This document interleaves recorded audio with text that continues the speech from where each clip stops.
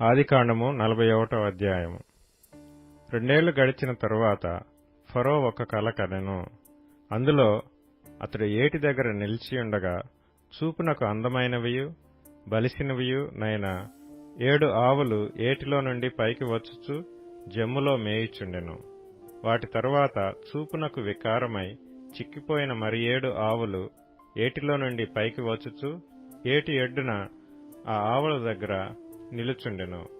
అప్పుడు చూపునకు వికారమై చిక్కిపోయిన ఆ ఆవులు చూపునకు అందమై బలిసిన ఆవులను తినివేయుచుండెను. అంతలో ఫరో మేలుకొనెను. అతడు నిద్రించి రెండవసారి కల కనెను. అందులో మంచి పుష్టిగల 7 వెన్నులు ఒక్కదంటున పుట్టుచుండెను. మరియు తూర్పు గాలి చేత చెడిపోయిన 7 పీల వెన్నులు వాటి తర్వాత మొలిచెను. అప్పుడు నిండైన పుష్టిగల ఆ 7 వెన్నులను ఆ పీల వెన్నులు మృంగివేసెను. అంతలో ఫరో మేలుకొని అది కల అని గ్రహించెను. తెల్లవారినప్పుడు అతని మనస్సు కలవరపడెను. గనుక అతడు ఐగుప్తు శకునగాండ్రనందరినీ అక్కడి విద్వాంసులనందరినీ పిలువనంపి ఫరో తన కలలను వివరించి వారితో చెప్పెను. గాని ఫరోకు వాటి భావము తెలుపగల వాడెవడునూ లేకపోయెను. అప్పుడు పానదాయకుల అధిపతి, నేడు నా తప్పిదములను జ్ఞాపకం చేసుకొనుచున్నాను. ఫరో తన దాసుల మీద కోపగించి నన్నును భక్ష్యకారుల అధిపతిని మా ఉభయులను రాజ సంరక్షక సేనాధిపతి ఇంట కావలిలో ఉంచెను. ఒక రాత్రి నేను అతడు మేమిద్దరము కలలు కంటిమి. ఒక్కొక్కడు వేరువేరు భావములు గల కలలు చెరియొకటి కంటిమి.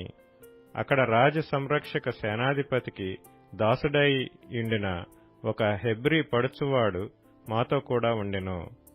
అతనితో మా కలలను మేము వివరించి చెప్పినప్పుడు అతడు వాటి భావమును మాకు తెలిపెను. ఒక్కొక్కని కల చొప్పున దాని భావమును తెలిపెను. అతడు మాకు ఏ భావము తెలిపెనో ఆయా భావముల చొప్పున జరిగెను. నా ఉద్యోగము మరలా నాకు ఇప్పించి భక్ష్యకారుని వ్రేలాడదీయించనని ఫరోతో చెప్పగా ఫరో యోసేపును పిలువనంపెను. కాబట్టి చెరసాలలో నుండి అతన్ని త్వరగా రప్పించిరి.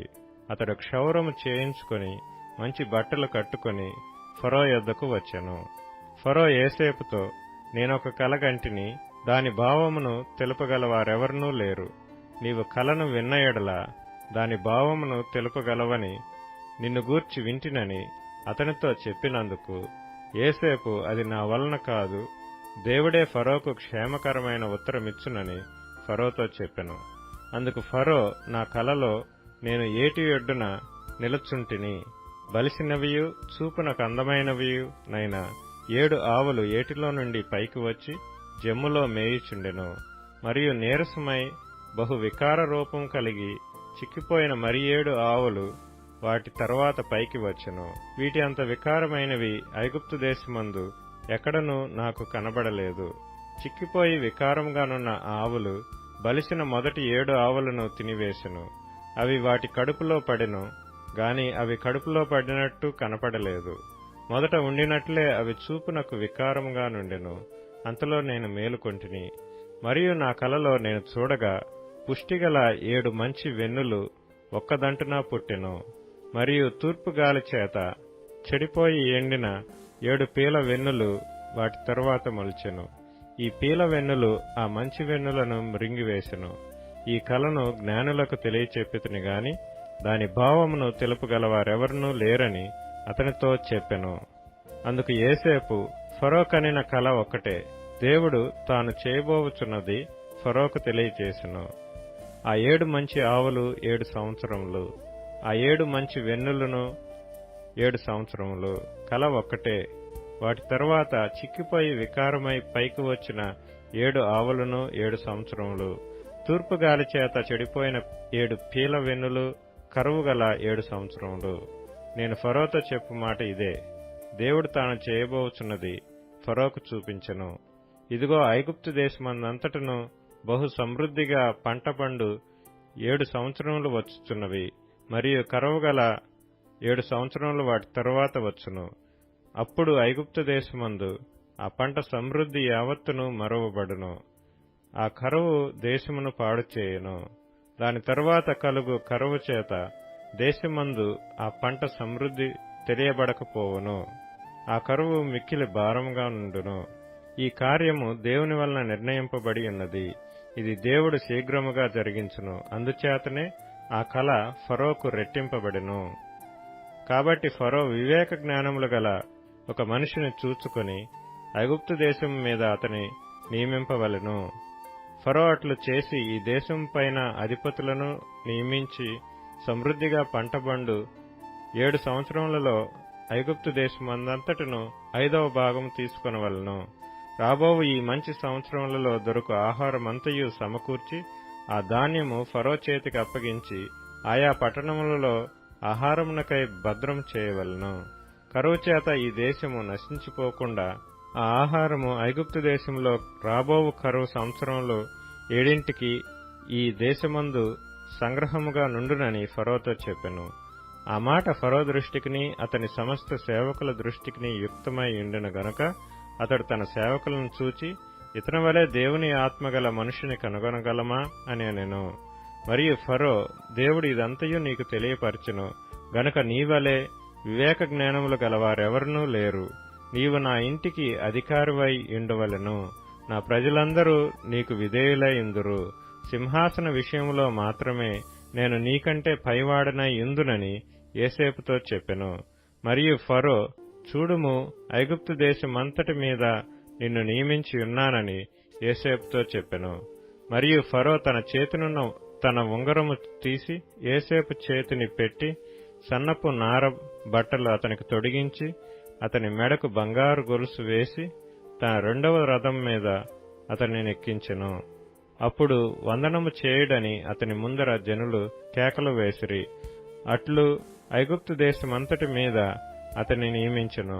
మరియు ఫరో యోసేపుతో, ఫరోను నేనే, అయినను నీ సెలవు లేక ఐగుప్తు దేశమందంతటను ఏ మనుష్యుడును తన చేతినైనను కాలినైనను ఎత్తకూడదని చెప్పెను. మరియు ఫరో యోసేపునకు జప్నత్పనేహు అని పేరు పెట్టి అతనికి ఓను యొక్క యాజకుడైన పోతీఫెర కుమార్తెయగు ఆసెనతునిచ్చి పెండ్లి చేసెను. యోసేపు బయలుదేరి ఐగుప్తు దేశమందంతటా సంచరించెను. యోసేపు ఐగుప్తు రాజైన ఫరో ఎదుట నిలిచినప్పుడు 30 సంవత్సరముల వాడై ఉండెను. అప్పుడు యోసేపు ఫరో ఎదుట నుండి వెళ్లి ఐగుప్తు దేశమందంతటా సంచారం చేసెను. సమృద్ధిగా పంట పండిన 7 సంవత్సరములలో భూమి బహు విరివిగా పండెను. ఐగుప్తు దేశమందున్న 7 సంవత్సరముల ఆహారమంతయు అతడు సమకూర్చి ఆయా పట్టణములలో దాని నిలువ చేసెను. ఏ పట్టణము చుట్టూ నుండు పొలము యొక్క ధాన్యము ఆ పట్టణమందే నిలువ చేసెను. యోసేపు సముద్రపు ఇసుక వలె అతి విస్తారముగా ధాన్యము పోగు చేసెను. కొలుచుట అసాధ్యమాయను గనుక కొలుచుట మానివేసెను. కరువు సంవత్సరములు రాక మునుపు యోసేపుకిద్దరు కుమారులు పుట్టిరి. ఓని యొక్క యాజకుడైన పోతీఫెర కుమార్తెయగు ఆసెనతు అతనికి వారిని కనెను. అప్పుడు యోసేపు, దేవుడు నా సమస్త బాధను నా తండ్రి ఇంటి వారినందరినీ నేను మరిచిపోవునట్లు చేసినని చెప్పి తన జ్యేష్ఠ కుమారునికి మనష్షే అని పేరు పెట్టెను. తరువాత అతడు, నాకు బాధ కలిగిన దేశమందు దేవుడు నన్ను అభివృద్ధి పొందించినని చెప్పి 2వ వానికి ఎఫ్రాయిము అని పేరు పెట్టెను. ఐగుప్తు దేశమందు సమృద్ధిగా పంట పండిన సంవత్సరములు గడిచిన తరువాత యోసేపు చెప్పిన ప్రకారము 7 కరువు సంవత్సరములు ఆరంభమాయెను. గాని ఐగుప్తు దేశమంతటను ఆహారముండెను. ఐగుప్తు దేశమంతటను కరువు వచ్చినప్పుడు ఆ దేశస్థులు ఆహారము కోసము ఫరోతో మొరపెట్టుకునిరి. అప్పుడు ఫరో, మీరు యోసేపు నద్దకు వెళ్లి అతడు మీతో చెప్పినట్లు చేయుడని ఐగుప్తీయులందరితో చెప్పెను. కరువు ఆ దేశమందంతటను ఉండెను గనుక యోసేపు కొట్లన్నీయు విప్పించి ఐగుప్తీయులకు ధాన్యం అమ్మకము చేసెను. ఐగుప్తు దేశమందు ఆ కరువు భారముగా ఉండెను.